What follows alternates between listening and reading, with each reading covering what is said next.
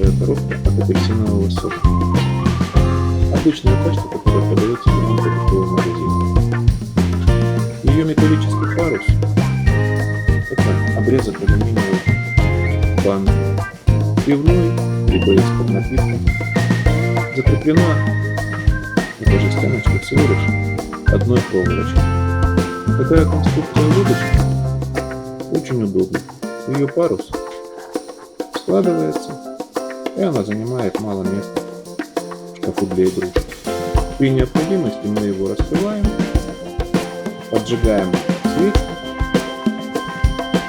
и наш корабль готов к использованию. Маленький нюанс.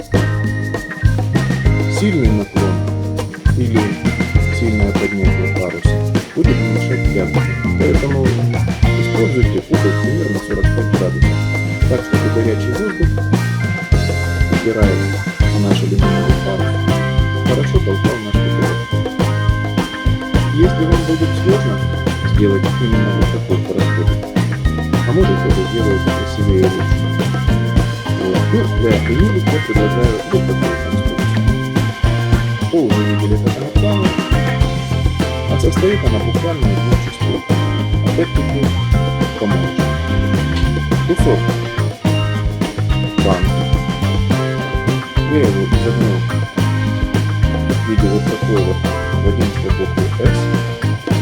Подогнул края и закрепил на подложке пенопласта. Все, больше ничего делать не надо. Поставили свечку, подожди, и корабль плывет. В дальнейшем я планирую развить эту тему и сделать еще более крутой пароход, который будет выглядеть более мужественно, а плавать еще более быстро. Кроме того, я собираюсь применить некоторые ухищрения, которые позволят моему пароходу, работающему всего лишь на одной свечке, плавать заданным курсом. Если вы захотите узнать, как я это сделал и получилось ли что-нибудь у меня, смотрите на моем канале выходящие ролики. А на этом все. Всем до свидания. Пока.